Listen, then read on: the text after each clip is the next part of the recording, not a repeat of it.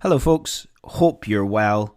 If you are loving the podcast, long-term fan, you've maybe been listening to a few episodes and like it, please make sure that you're subscribing to my Sunday Thoughts email newsletter that I send every Sunday.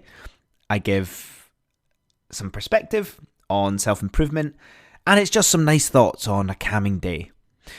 Also, if you're loving the podcast, I do a paid subscription of 99p a month where you get an extra episode on a Friday, which is a little bit more personal, and obviously a bonus episode, and any exclusive first access to any projects that I'm working on as well. So, if you want to do that, go for it. Otherwise, enjoy the show. Hello, everyone, and welcome to today's episode of the Self-Improvement Project. I hope you're all well. I hope you've had a wonderful week. We are hitting the moment of spring here in Scotland. We have the slightly warmer weather. Me and my partner, we climbed what was almost a Munro the other day, which is a certain type of hill in Scotland. I think we were a couple of 100 metres off a Munro. But if you don't know what that is, feel free to go and check out. It's a day of walking in the hills with the peace and quiet. It blew my mind how quiet it was at the very top. Unfortunately, it was very cloudy, so the views weren't that great, but the silence is so calming, so quaint. So if you get the chance to go outside in the lovely weather, regardless of your climate, just for a bit of escapism and peace, it can do wonders for everything, physical, mental, peace of mind. Today's episode is called How to Feel More Positive About Work. Guys, something that I am truly loving at the moment about this podcast is the feedback that I get through the polls that I do. And this was something that became apparent. Feeling more positive about work. And today I'm going to explore 3 different things that can help us feel a bit more positive or a bit better about work. Now, before I dive into it, let's just explore what are the reasons for us not feeling positive or good about our work. The first thing that comes to mind is there's usually something that our job entails that we don't really like. Maybe it's the admin side of things, maybe it's the people side of things, maybe it's just you've outgrown it as well. There's lots of different factors that can contribute to our feeling about work. The second thing is thinking about what work is to you. What does it mean to you? And that perception of what work is in your life. Work can be quite a traditional thing, a traditional topic. The classic 9 to 5 discussion. Yet, as time goes on, work as we know it is evolving into lots of different things. Something that I'm very aware of at the moment around work is very much, in my opinion, turning more individualistic. The uniqueness of individuals is what makes the difference when it comes to work. It's not about a task or a job getting completed. It's about the way that someone does it and the special skill set that they have to be able to carry out that task. Being able to find those things uniquely that you are good at is an amazing feeling.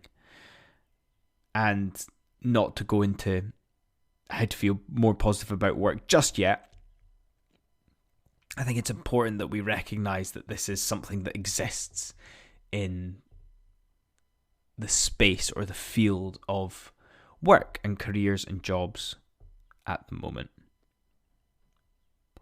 And how else does the land lie? I think that there's plenty of scope for flexibility now with work as well. If we just think of the pandemic that we've been through, does that create more opportunity? Does that create more freedom around what we choose to do, who we choose to do it with, what we choose to become within work? And I guess my closing thought on setting the scene here about feeling more positive about work is that, and again, this might be more subjective and opinionated, but work never ends. If we find something that we're truly good at and we get true and full satisfaction out of it, I'm not saying it's going to be all happy-go-lucky all the time. The challenges we face are meaningful. The things we suffer for are truly meaningful to ourselves. It's that purpose-orientated side of things. But my opinion is that if we truly feel passionate about this mastery, about what we're pursuing with work and the impact and change we're trying to make during our short time being able to influence it, work should never end. What you're striving to do impact-wise shouldn't ever stop. And that role purpose plays isn't monetary-led, it's not status-led, it's purely for your own self, your own peace of mind, that you can look back on your life and know you did everything towards the thing that mattered to you the most. Now, how do we feel more positive about work? I'm going to explore 3 different areas that will hopefully help you think, or, as I talk about a lot, giving you a slightly different perspective around work. Now, I heard a wonderful phrase the other day. It was by Simon Sinek, and he was talking about work and how we perceive ourselves in the workplace. And the traditional viewpoint is that everybody has strengths and weaknesses, things that they're good at and things they need to develop. Now, he removed this phrase. He removed this phrase and he replaced it with our characteristics and our attributes. That's it. What are our characteristics and our attributes? Do you notice how neutral this is? It's not good, it's not bad, it's just the way the land lies. It's just what exists. Now, you can be in a place where you have these and they develop through experience, through environment, through many different things. But we're of that infinite mindset. It's ever changing, ever evolving. We're not doubling down on our strengths. We're not prioritizing our weaknesses. No wonder there's imposter syndrome. No wonder there's self-doubt. No wonder there's lack of self-belief when we create such a divide. Our characteristics and our attributes are things that we're constantly evolving through time. Time, curiosity, interest, resilience, perseverance, and just that innate personality that we have. There is nothing wrong with being with where you are from a characteristic and attribute point of view. And I think that's the start point, the platform that we need to work from when we're approaching our work. What are your characteristics and attributes that make you different or make you an individual more so? Again, take time to think on this, to sit on it, to write them down, to truly understand who you are and what you can contribute and the impact that you can have. The second point I want to recognise about how we feel more positive about work is finding the right environment. It is so understated how important the environment is for your work. If you're in the wrong environment, it will make you resentful. It'll fill you with contempt. It will feed that monster of self-doubt.